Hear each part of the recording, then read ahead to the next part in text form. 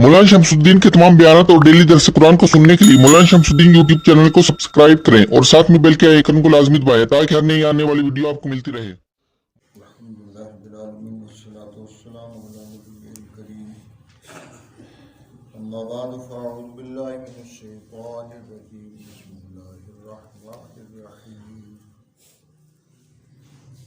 ये सूरह बकरा छठी और सातवीं आयत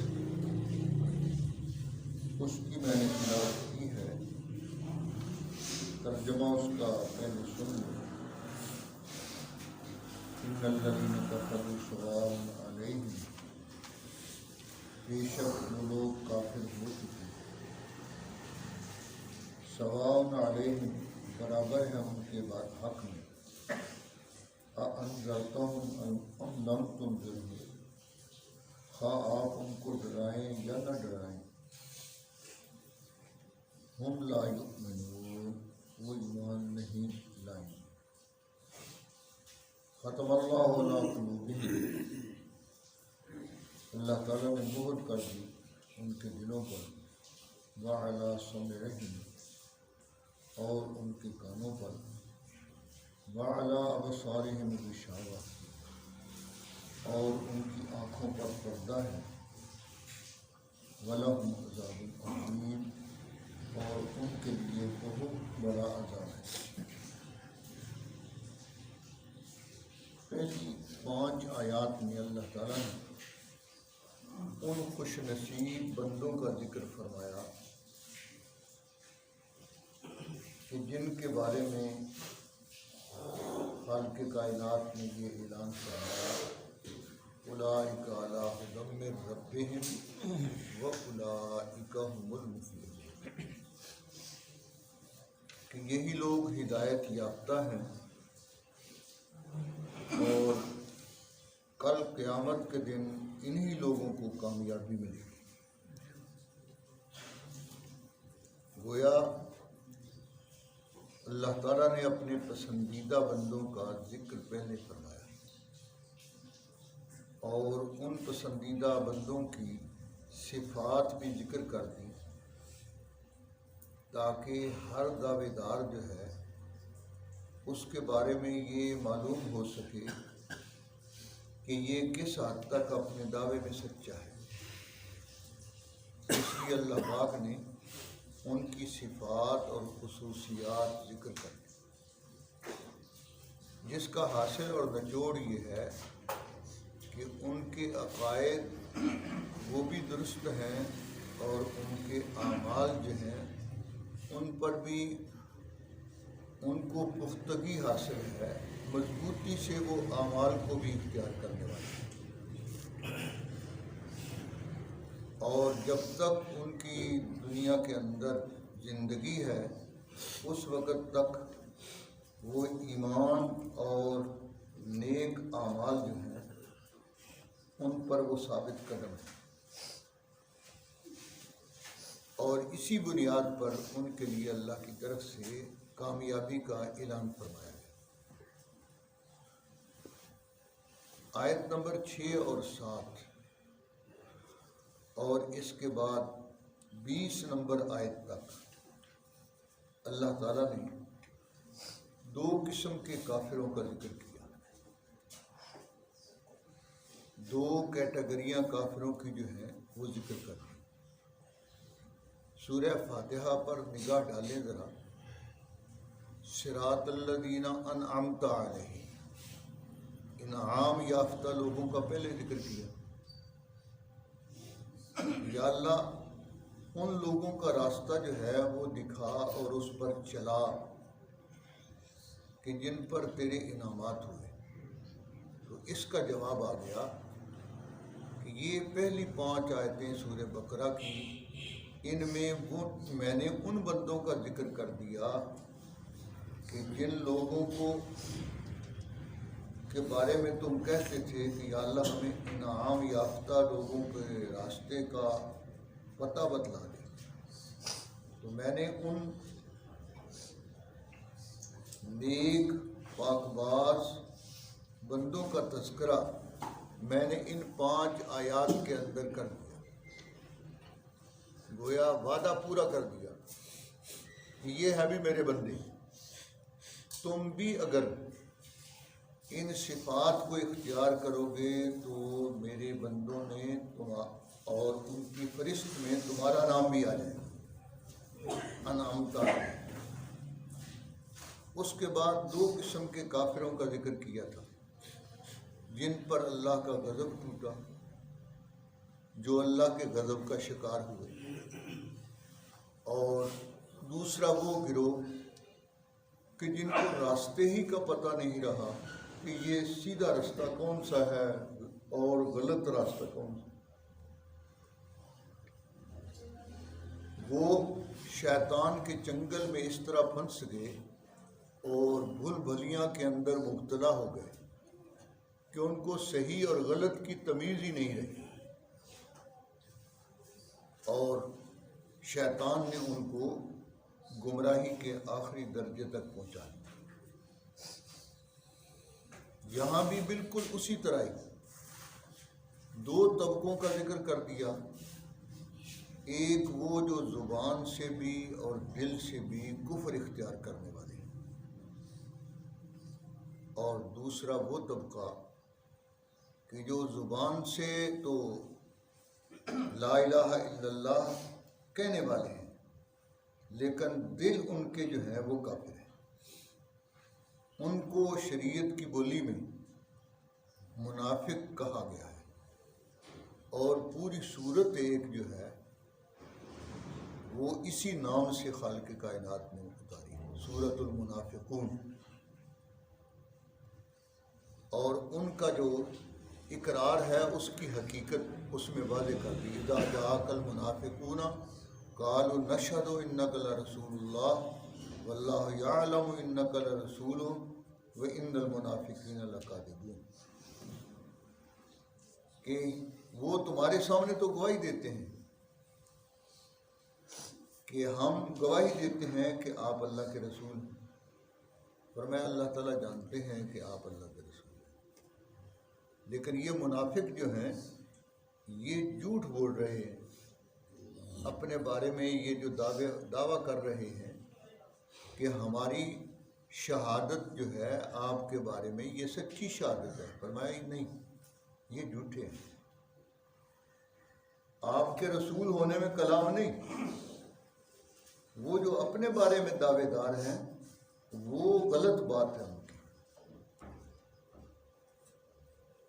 تو خالق کائنات نے 13 آیات کے اندر ان کا تذکرہ فرمایا، اور اس کے علاوہ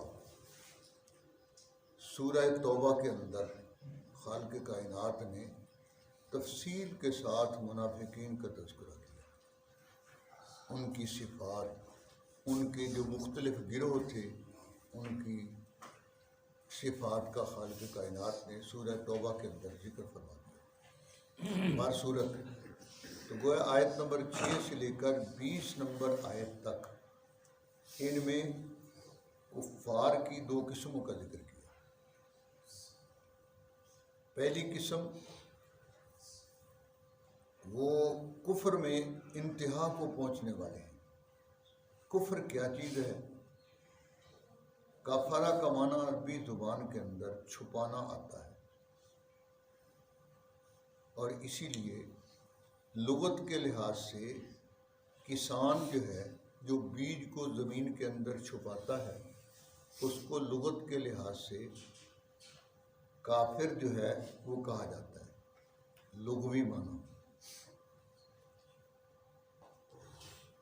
جس طرح کسان بیج کو زمین کے اندر چھپاتا ہے، بالکل اسی طرح یہ شخص بھی اللہ تعالیٰ کے احسانات کو چھپا کر، یہ اللہ کے احسانات بے شمار ہیں، خود اس کا وجود سارے کا سارا یہ اللہ کے سارے انعامات ہیں، ان انعامات کو چھپا کر، اور یہ شخص خالق کائنات اس کے وجود کا انکار کر رہا ہے یا وجود کا انکار نہیں کر رہا، لیکن اس کے ساتھ شریک ٹھہرا رہا ہے دوسروں کو،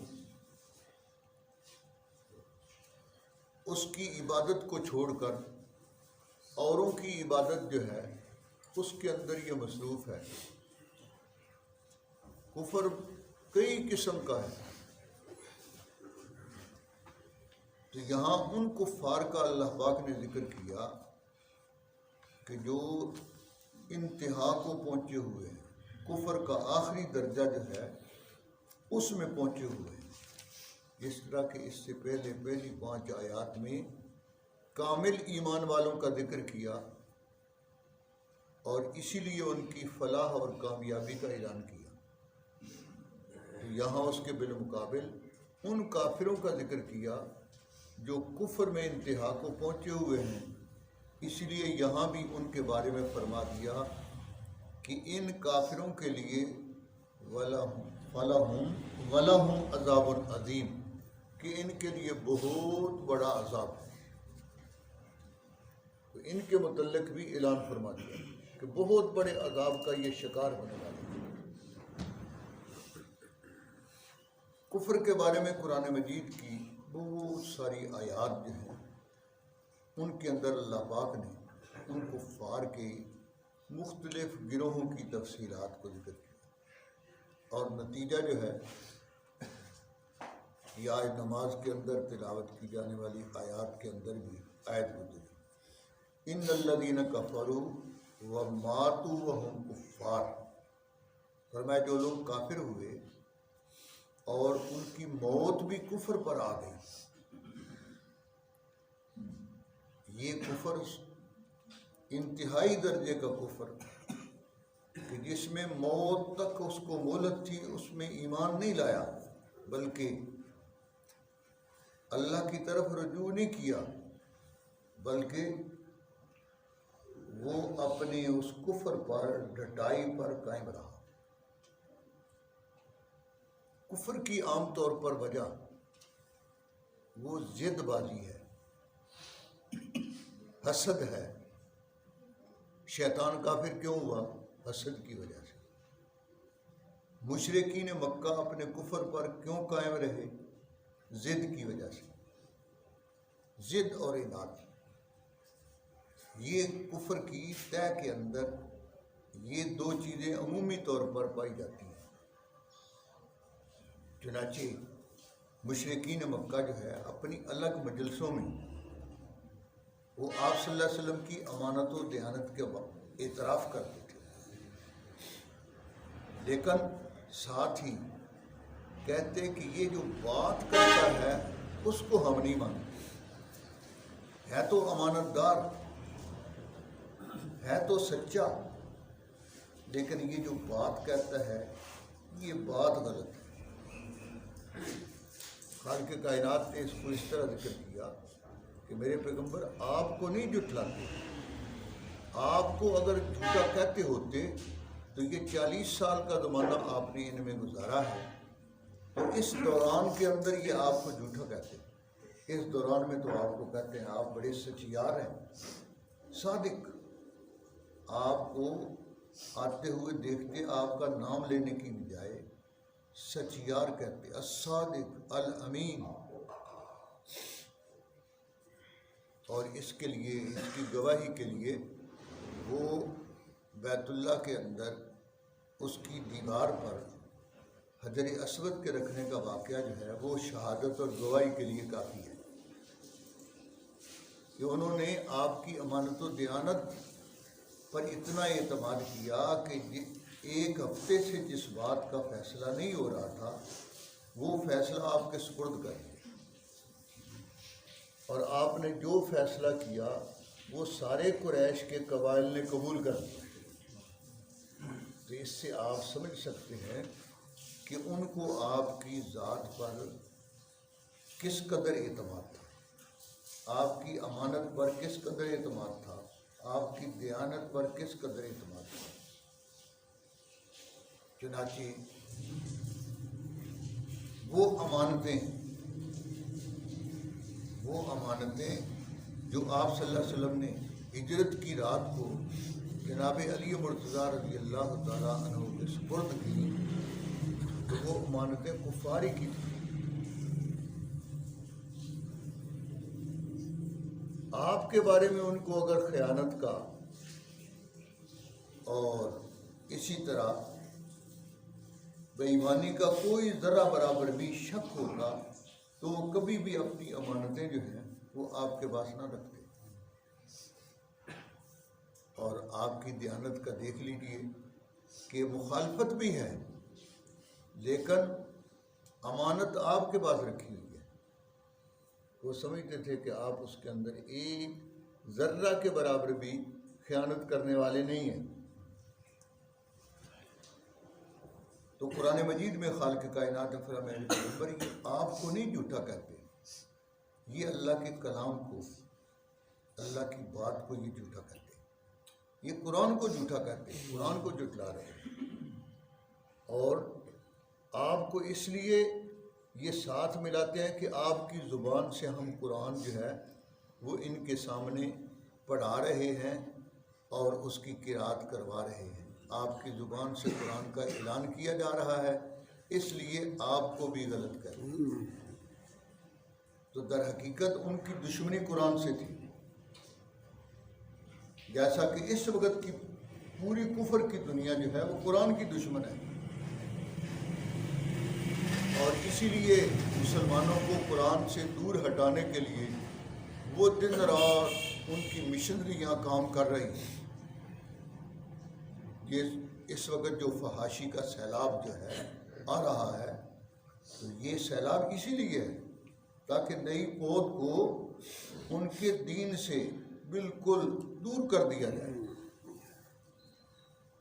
اور اگر مسلمانوں نے دھیان نہ کیا، اس رو کے اندر بہہ گئے تو پھر ان کا نام و نشان مٹ جائے گا.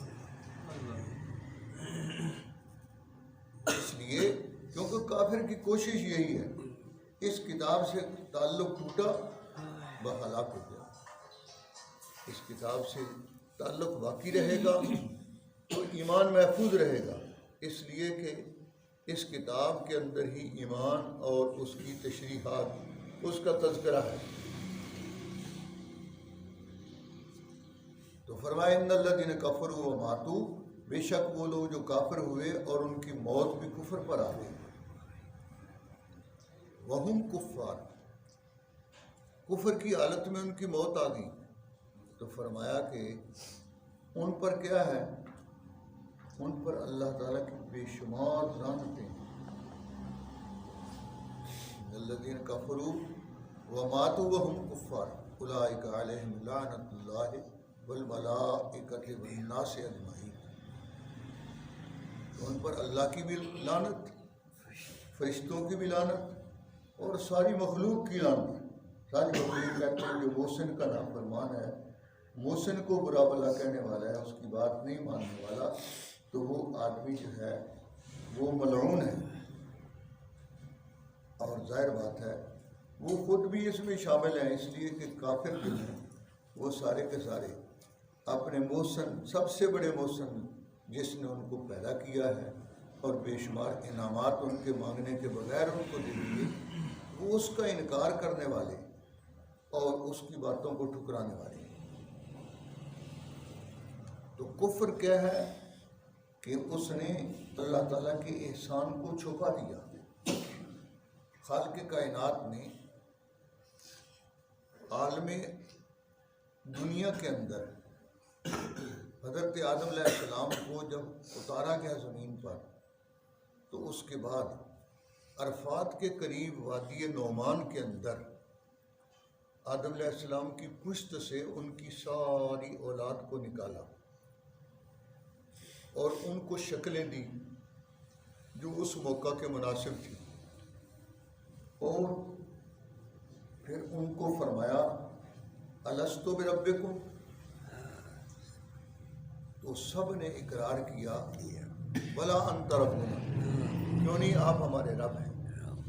تو معلوم یہ ہوا کہ ایمان جو ہے یہ فطری چیز ہے، انسان کی فطرت کے اندر ڈالی گئی ہے.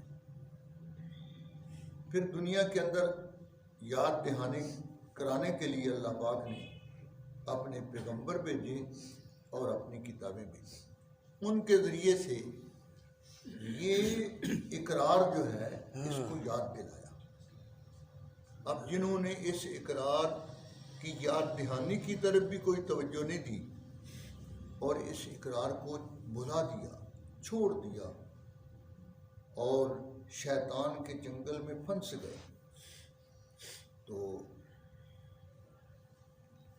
انہوں نے گویا اپنے محسن کے، سب سے بڑے محسن کے احسان کو رد کر دیا۔ اس لیے ان کی سزا لازماً ہونی چاہیے۔ اسی کو کفر کہا جاتا ہے۔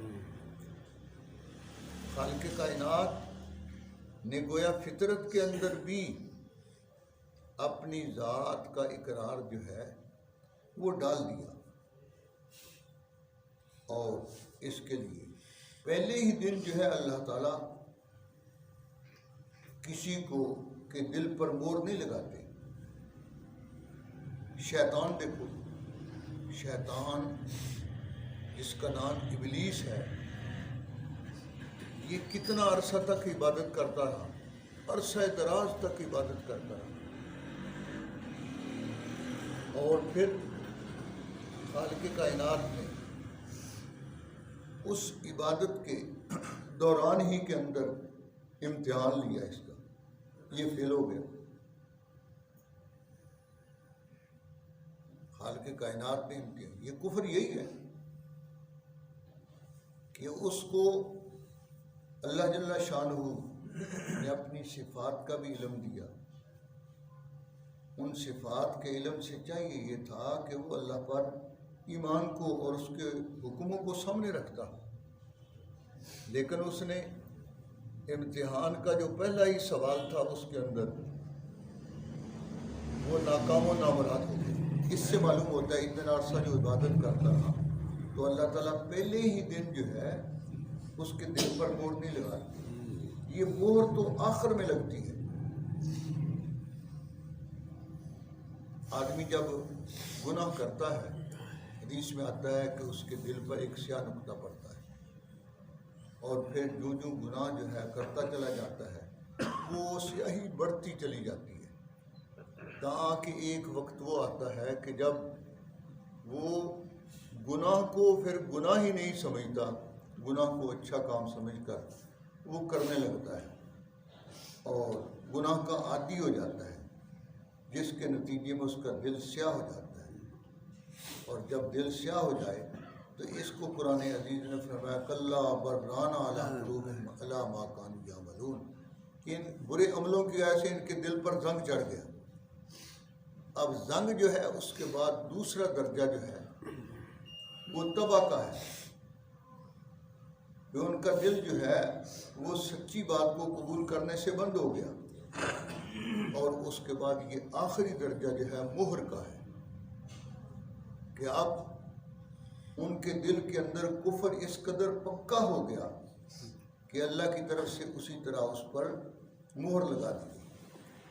مہر لگا کر کس طرح کسی چیز کو بند کر دیا جاتا ہے، گویا کفر ہی کفر ان کے دل کے اندر ہے۔ وہ جو پہلا اقرار تھا وہ سارے کا سارا انہوں نے اپنے ارادے سے اس کو ختم کر دیا۔ تو اس لیے کفر کا انجام جو ہے وہ بتا کر خبردار کیا کہ بھئی یہ کفر جو ہے یہ انتہائی خطرناک چیز ہے۔ کل کو جب اس کا نتیجہ سامنے آئے گا تو اس وقت کافر یہ کہے گا کہ یا اللہ اب تو دوبارہ دنیا کے اندر بھیج دے تاکہ میں دنیا کے اندر تیرے حکموں کی اتباع اور پیروی کروں اور تیرے پیغمبروں کی بات کو مانوں اور پھر تیرے جو ہے رحمتوں کا حقدار بن جاؤں۔ تو خالق کائنات کی طرف سے جواب یہ ہوگا کہ بھی یہ تو بات کی ایک بات ہے جو تو کر رہا ہے، اگر تجھے دنیا کے اندر دوبارہ بھیجا جائے اور تیری عمر لاکھوں سال کر دی جائے، لاکھوں سال بلکہ کروڑوں اور اربوں سال کر دی جائے، تب بھی وہی کرے گا جو تو پہلے کرتا رہا۔ اس لیے کہ وہ اتنی عمر دے کر تمہیں آزمایا تھا اور تیرے سامنے تھی صحیح اور غلط بات، یہ دونوں رستے تیرے سامنے تھے، اور صحیح بات کے بارے میں تمہیں بتا دیا تھا کہ یہ صحیح رستہ ہے، اس کا نتیجہ جنت ہے، اور یہ غلط رستہ ہے، اس کا نتیجہ جہنم ہے۔ تم نے اپنے لیے غلط راستہ اختیار کیا، اب دنیا کے اندر بھیجا نہیں جا سکتا۔ لو ردوا لعادوا لما نہوا عنہ، اگر تمہیں لٹا دیا جائے دوبارہ دنیا میں تو وہی کچھ کرتوت کرو گے جو پہلے کرتے رہے۔ اس لیے اب دنیا میں واپسی کا تمہیں کہہ دیا گیا تھا کہ بھی دنیا میں واپسی نہیں ہے، جتنا عرصہ تمہیں دیا بس وہ آزمائش کا امتحان حال ہے، وہ دنیا وہی گزارنا ہے۔ وہ تم نے اگر نافرمانی کے اندر گزارا تو بس اس کے امتحان حال سے نکلنے کے فوراً بعد ہی تمہیں تمہارا نتیجہ مل جائے، اور بلکہ جب آدمی پر موت آتی ہے، اس دنیا سے چلنے لگتا ہے، تو اعمال نامہ اسی وقت اس کے گلے میں ڈال دیا جاتا ہے۔ وہ جو فرشتے نے دستاویز لکھی ہوتی ہے، یہ دستاویز اس کے گلے میں ڈال دی جاتی ہے، اور اس کے بعد قیامت کے دن وہ فرشتہ اس دستاویز کو اللہ کی بارگاہ پیش کرتے ہیں، اور وہ جو نامہ عمل ملے گا، ساری جتنی بھی مخلوق ہے اس کے جتنے بھی اعمال نامے ہوں گے، تو وہ اعمال نامے وہ تو ایسا مختصر ہوں گے جیسے ایک کاغذ پر گوشوارہ سال کا بنا ہوتا ہے، ایک ہی صفحے پر، ادھر پوری کاپی بھری ہوئی ہے، لیکن جو گوشوارہ ہے وہ اس کے آخر کے اندر وہ ایک ہی صفحے پر ہوتا ہے، ایک ہی صفحے کے تھوڑے سے حصے پر ہوتا ہے، بالکل اسی طرح وہ نچوڑ ہے، اور وہ عرش کے نیچے اعمال نامے جو ہیں وہ ساری مخلوقات کے جنوں اور انسانوں کے جمع کر کے پھر اللہ تعالیٰ مسیرہ ہوا کو حکم دیں گے، وہ ڈاکیا ہے اللہ پاک کا، اور وہ ساری ڈاک تقسیم کرے۔ ہر ایک کا نامہ عمل جو ہے اس کے کسی کے دائیں ہاتھ میں، کسی کے بائیں ہاتھ میں، بس وہ علامت ہوگی اس بات کی کہ یہ شخص کامیاب ہے اگر دائیں ہاتھ میں نامہ عمل مل گیا۔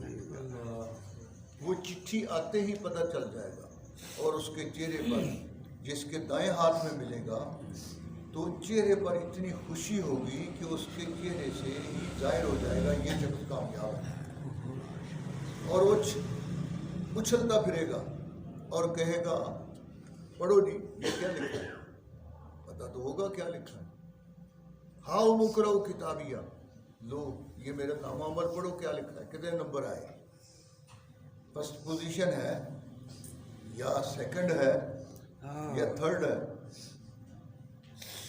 بہرحال کامیابی کے نمبر جس کو بھی مل گئے، جس پوزیشن میں بھی گیا کامیاب ہو گیا، فیل نہیں ہوا، تو وہ خوش پھرے گا۔ اس طرح جتنے اعلیٰ نمبر ہوں گے اتنے ہی زیادہ خوش ہوگا، اور جس کا نامہ عمل اس کو بائیں ہاتھ میں ملے گا تو اسی وقت غم کے پہاڑ اس کے اوپر آ گریں گے، اور اس کا چہرہ اسی وقت ہی سیاہ ہو جائے گا، غم کی وجہ سے غم کے بادل اس کے چہرے پر چھا جائیں گے، بس بھی اب خیر۔ اللہ سے دعا کرو کہ اللہ پاک یہ نامہ عمل جو ہے ہمارے دائیں ہاتھ میں نصیب فرمائے۔ تو یہ مہر لگ جانا جو ہے دل پر، اور مہر لگ جانا کانوں پر، کیونکہ دل اور کان میں ساری اطراف سے چیزیں آتی ہیں، اس لیے ان کے اوپر گویا مہر لگ گئی، کفر اس کے اندر وہ بند ہو گیا، اب یہ کفر نکل نہیں سکتا۔ اور دیکھ لو مشرکین مکہ کا کفر، یعنی ابو جہل جیسے جو لوگ ہیں، یہ ان کے بارے میں فرمایا کہ جن کو توبہ جو ہے وہ نصیب نہیں، آخری لمحہ ہے، حضرت عبداللہ بن مسعود اس کی چھاتی پر بیٹھے ہوئے، اس کا سر کاٹنے کے لیے. اور پتہ ہے کہ ابھی میں دنیا سے رخصت ہو جاؤں گا تو کہہ رہا ہے کہ کس کو کامیابی ہوئی. تو حضرت عبداللہ بن مسعود نے فرمایا کہ اللہ نے تمہیں اور تمہاری پارٹی کو ذلیل کیا اور حضرت محمد صلی اللہ علیہ وسلم کو اللہ تعالیٰ نے کامیاب کیا. اور کہنے لگا مجھے بڑا افسوس ہے کہ آج میرا سر جو ہے وہ ایک بکریاں چارنے والے کا بیٹا جو ہے وہ میرا سر کاٹ رہا ہے. کاش کہ کوئی بڑا بہادر اور سردار جو ہے وہ میرا سر کاٹتا. یعنی دیکھو کفر پر اتنا پکا ہے, موت کے غرغرے میں مبتلا ہے, لیکن اس کو اپنے کفر پر جو ہے وہ اتنی پختگی ہے کہ اس وقت بھی وہ وہی کافرانہ باتیں کر رہا ہے. یہ وہ لوگ ہیں اس طرح کے کہ جن کا ایمان کی طرف آنے کی کوئی امید نہیں, تو ان کے دلوں پر مہر لگتی ہے. جیسے شیطان لعین کے دل پر بھی مہر لگ گئی, اب وہ ایمان کی طرف نہیں کبھی لوٹے گا, کفر پر ہی اس کی ہلاکت ہوگی. اور اسی لیے آپ صلی اللہ علیہ وسلم نے فرمایا کہ بھی مات فرعون هذه الامہ, اس امت کا فرعون ابو جہل جو ہے وہ مر گیا. جب وہ مرا ہے نا تو آپ نے یہ بات فرمائی کہ اس امت کا فرعون مر گیا. اور یہ فرعون بہادر تھا اس فرعون سے, اس لیے کہ وہ فرعون آخری لمحے میں جب موت کے غرغرے میں مبتلا ہوا تو معافی مانگ رہا تھا. وہ اپنی بات چھوڑ دی اس نے, خدائی کا دعویٰ جو ہے اس کا سارا وہ غائب ہو گیا, اور یہ آخری لمحے کے اندر وہی کفری آبادی کر رہا ہے. یہ لوگ جو ہیں ان کے دلوں پر مہر لگی ہوئی. ختم اللہ علیہ, یعنی گویا شروع کے اندر جیسے میں نے ذکر کیا کہ شروع کے اندر اللہ مہر نہیں لگاتے, بلکہ یہ مہر آخر میں لگتی ہے. جیسا کہ ہر چیز بند کر کے تو ڈاک والے جو ہے آخر میں مہر لگا دیتے اس کو اوپر سے بند کر کے کہ اب اس کے اندر کوئی چیز جو ہے اور جا نہیں سکتی. تو یہ ایمان سے اتنا دور چلے گئے. اور آنکھوں کے بارے میں فرما دیا وَعَلَىٰ أَبْصَارِهِمْ غِشَاوَةٌ, فرمایا ان کی آنکھیں جو ہیں ان کے متعلق یوں سمجھو آگے ان کے پردہ آ گیا. تو آنکھ جو ہے اس کے دیکھنے کی نوعیت جو ہے وہ بھی اسی طرح ہے. اس کے پیچھے ایک پردہ ہے, اس پردے میں جب تک جو ہے وہ دیکھنے والی قوت جو ہے وہ باقی ہے تو یہ پتلی جو ہے اس وقت تک چیزوں کو دیکھتی ہے. اور جب وہ پردہ خراب ہو جاتا ہے تو بس آنکھ صحیح ہوتی ہے, پتلی بھی صحیح ہوتی ہے, لیکن وہ پردہ خراب سکرین جو ہے پیچھے سے وہ خراب ہو جاتی ہے تو بس آنکھ وہ بن ہی نہیں سکتی. ڈاکٹر کہتے ہیں کہ بس بھی وہ پردہ جو ہے وہ اکھڑ گیا, وہ پردہ جو ہے خراب ہو گیا, اس لیے اب اس میں روشنی نہیں آ سکتی. تو اس لیے آنکھ کے بارے میں فرمایا کہ ان کی آنکھوں پر پردہ پڑ گیا کہ حق کا راستہ ان کو نظر آتا ہی نہیں ہے. چلنا تو بعد کی بات ہے, حق کا راستہ ان کو نظر نہیں آتا. تو یہ کفر کی آخری حالت ہے کہ حق کا راستہ واضح ہے اور مگر ان کو نظر نہیں آتا. اور یہ اللہ جل شانہ کی دیکھ لیں, آپ صلی اللہ علیہ وسلم گزر رہے ہیں ان کے درمیان سے, ان کی آنکھیں کھلی ہیں اور ان کو نظر نہیں آ رہا, دروازہ نظر آ رہا ہے, ایک دوسرے کو دیکھ رہے ہیں. آپ صلی اللہ علیہ وسلم ان کے درمیان سے گزرتے ہوئے آپ نے زمین سے مٹی اٹھائی اور یوں ان کے چہروں پر پھینکی اور فرمایا شاہت الوجوہ, چہرے جو ہیں وہ پلٹ جائیں, برباد ہو جائیں. تو ان کو آنکھیں بھی ہیں نظر نہیں آتی. اسی طرح جو کافر ہے کفر پر ضد اختیار کرنے والا ہے تو اس کو راستہ سیدھا موجود ہے, صراط مستقیم, مگر اس کو نظر نہیں آتا, اس کی نگاہ بند ہو گئی. अल्लाह जल्ला शानहू इसलिए हमारी आँखों को ऐसा रखे मरने तक कि हक जो है वो हक नज़र आए और बातिल जो है वो बातिल नज़र आए। ऐसा ना हो कि हक को बातिल नज़र आए और बातिल जो है वो हक नज़र आए। आगे जो गिरोह जिसका जिक्र किया है वो इसी तरह का गिरोह है कि वो हक को बातिल और बातिल को हक समझ रहे हैं, और ये इंतहाई ख़तरनाक हालत है कि बावजूद इसके कि हक की भी समझा ये हक है, लेकिन उनको हक जो है उसका हक होना नज़र नहीं आता, बल्कि हक को वो बातिल समझते हैं। जबकि उनके तजर्बे के अंदर भी ये बात है कि ये हक है।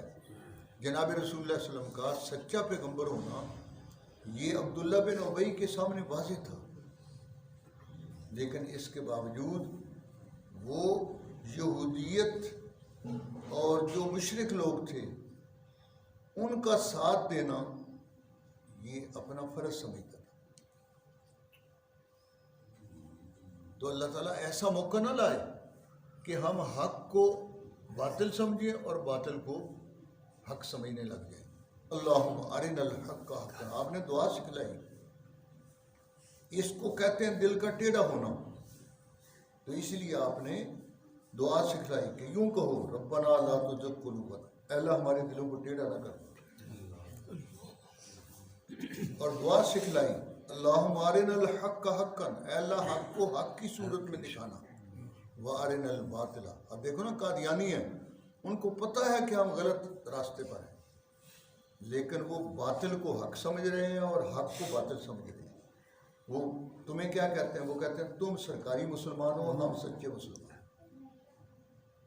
हक को बातिल, बातिल को हक। राफजी उनका भी यही हाल है। वो कहते हैं कि भाई ये मातम करना जो है ये बहुत बड़ी इबादत है, नमाज रोजे को वो इबादत, इसकी कोई हैसियत नहीं है। और उनके यहाँ वो मातम सबसे बड़ी इबादत है, जबकि मातम का खुद उनके धर्म के अंदर भी कोई सबूत नहीं है, उसका भी कोई सबूत नहीं है। ये किसी भी पैगंबर की शरीयत के अंदर ये इबादत नहीं रही।